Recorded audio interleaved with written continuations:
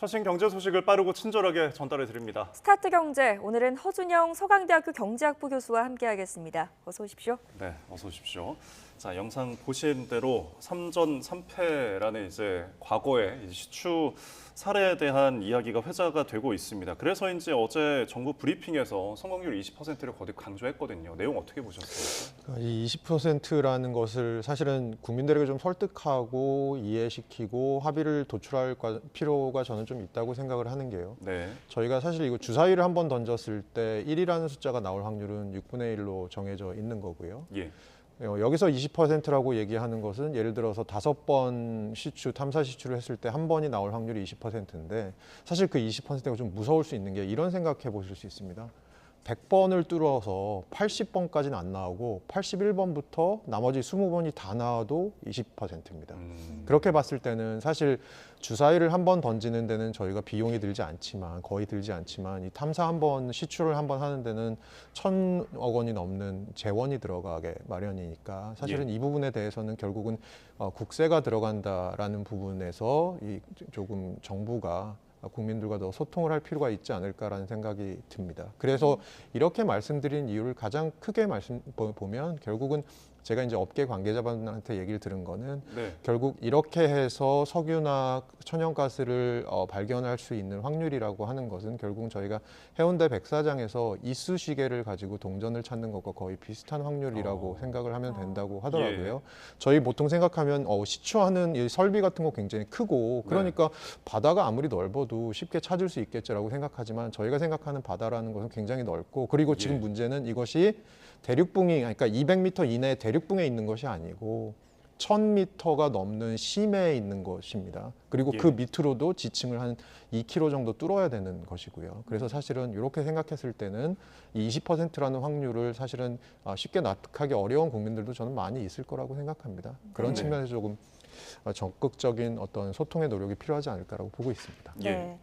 최근에 발견된 대규모 유전 중에 구조가 비슷하다는 점 때문에 가이아나 리자 광구와 비교가 되기도 합니다. 이 대왕고래 프로젝트가.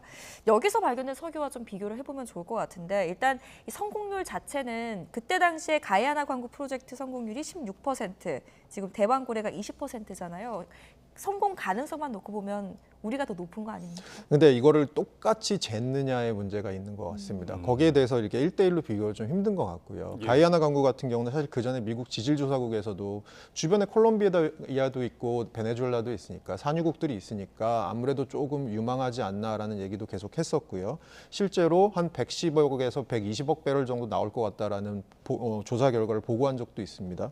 우리나라 같은 경우는 사실은 지금 시추 전이고 물리 탐사만으로 도출한 자료로 20%입니다. 그러니까 가이아나의 16%는 조금 더 시추를 해보고 나온 결과고 우리는 조금 더 물리 탐사로 나온 결과니까 그 16%와 저희의 20%를 비교하는 것, 가이아나의 110억 배럴과 우리의 35억에서 140억 정도의 배럴을 비교하는 것은 조금 무리가 있지 않나라는 생각이 좀 들고요. 그런 측면에서는 만약에 전문가들이 하시는 말씀을 제가 종합을 해보니까 그런 느낌이었습니다. 만약에 20%라는 추정 근거가 확실하다면 이거는 해볼 만한 게임이다라는 것인데 그 20%라는 추정 근거가 과연 어느 정도 확실한 것이냐. 가이아나랑 제가 말씀드린 대로 1대1로 비교는 쉽지 않은 것 같다라는 말씀 좀 드리고 싶습니다. 결국은 이제 근거가 판가름할 것 같은데 이번에 이제 물리탐사 결과를 가지고 광구를 재설정한다는 계획도 어제 브리핑에서 밝혔거든요. 사실 지금 이제 시추를 하기 위해서 해외 투자를 해야 된다, 뭐 필요하다라는 이야기도 나오는데 우리의 수익을 고려해서 해외 투자를 받겠다. 이런 이야기가 나온 걸 보면은 결국에는 우리가 가질 수 있는 리스크도 있고 어떤 이익도 있는 거 아닐까요? 먼저 비용의 문제가 있습니다. 물리 탐사 시추를 위해서 드는 비용이 제가 아까 저희가 말씀드린 대로 한 1,000억이 넘는 한 번 할 때 1,000억이 넘는데 올해 심해 탐사나 시추에 배정된 석유공사 예산이 한 700억 정도 됩니다.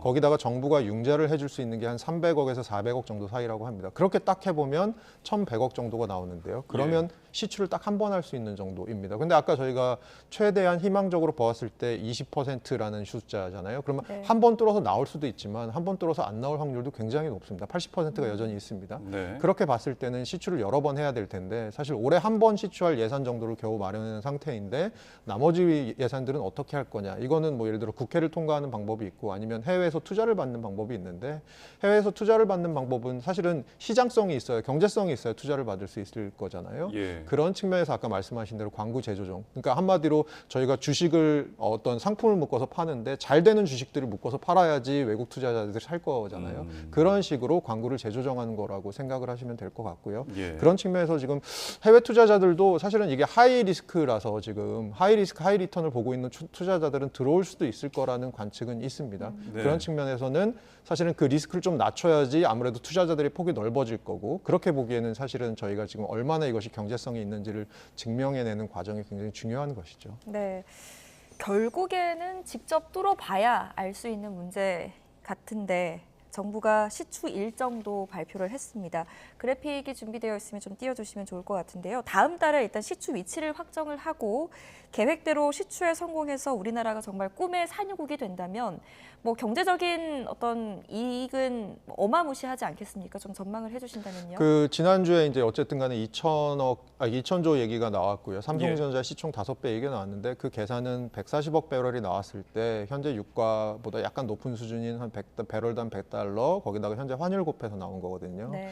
그런데 지금 레인지가 35억 배럴에서 이제 140억 배럴로 좀 조정이 되고 있는 상태고 네. 점점 저도 이제 언론을 보면서 좀 느끼는 것은 석유 쪽보다는 조금 천연가스 쪽에 조금 더 무게를 두는 그런 쪽인 것 같아요. 그런 네. 측면에서는 저번 주에 나왔던 2천조라는 숫자는 저는 좀 가장 희망적인 숫자가 아닌가 생각하고요. 그 당시에 이것이 개발이 돼서 실제로 나왔을 때 그 당시에 유가가 어느 정도인지 뭐 이런 것들에 따라서 많은 영향을 받을 것 같다는 생각이 좀 들고요. 마지막으로 좀 드리고 싶은 말씀은 저희가 사실은 GDP에 비해서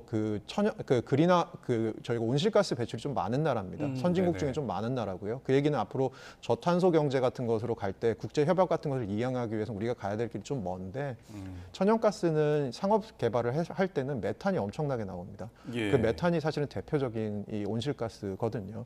그런 측면에서는 향후에 우리가 가야 될 이 저탄소 경제로서의 이행 과정과 어떻게 또 양립할 수 있는지에 대한 부분도 조금 생각할 부분은 저는 있다고 봅니다. 네, 2050 뭐 탄소 중립 이야기도 있으니까요. 네, 맞습니다. 자, 내년 여름이면 이제 일단은 1차 시추 결과를 알 수 있을 것 같습니다. 지켜보도록 하겠습니다.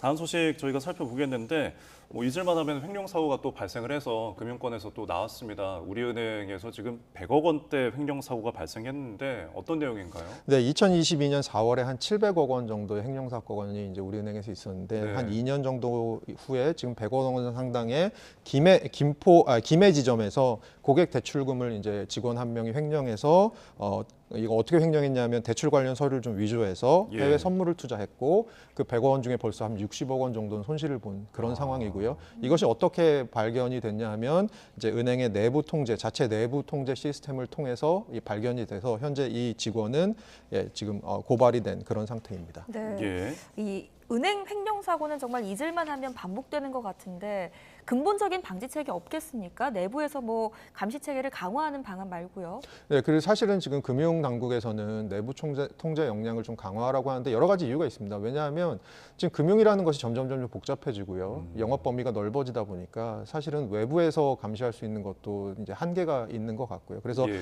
하나의 방법은 내부 통제 방법, 감시 강화하는 방법인데 대표적으로 이제 준법 감시 같은 제도를 두고 있습니다.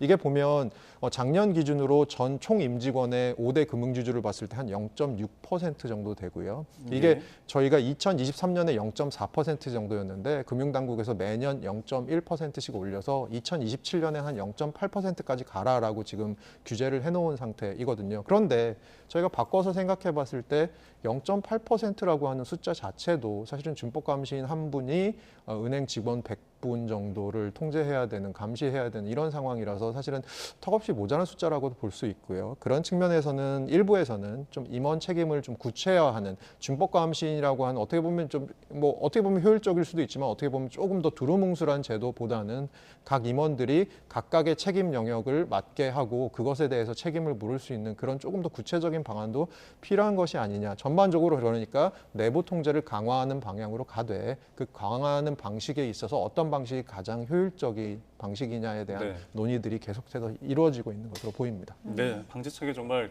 계속해서 필요한 것 같습니다. 한 번 터지면 몇백억 원대 이런 사고가 맞습니다. 터지는 거 보면 조금 심각성이 있는 것 같습니다. 자, 그리고 요즘 해외 투자 많이들 하실 텐데 지금 국내 투자자들이 많이 보유한 주식이 뭐 테슬라, 애플 넘어서서 이제는 엔비디아라고 하더라고요. 자, 이 첫 거래일 액면 분할을 하고 10분의 1로 이제 가격이 내려가서 첫 거래를 했는데 지금 액면 분할을 한 이유에 대해서 먼저 짚어주실까요? 이게 액면 분할은 보통 이제 그러니까 5천 예를 들어서 앵커께서 5천 원짜리 주식 한 주를 갖고 계신데 액면 네. 분할을 10분의 1로 하면 그게 500원짜리 10주로 바뀝니다. 예. 그러면 기업의 가치도 변한 것이 없고 주식의 가치도 변한 것도 없고 아무것도 없는데 왜 그런 걸 하느냐? 그러면 원래는 이게 5천 원이었을 때는 문제가 안 되는데 한 주에 예를 들어서 몇백만 원짜리 주식이 있다라고 하면 이 주식을 원래는 기관 투자자나 좀 큰 손들만 거래를 할 수가 있었는데 요거를 10분의 1로 나눠서 한 주를 뭐 300만 원짜리를 30만 원으로 바꾼다. 그럼 아무래도 저변이 좀 넓어지지 않겠습니까? 거래가 조금 더 활성되고 거래가 예. 활성화되면 아무래도 주식 가격이 오를 수 있으니까 보통 이제 액면 분할을 하면 주식 가격이 좀 오를 수 있는 부분이 있다. 이런 얘기들을 하는 거죠. 네. 예.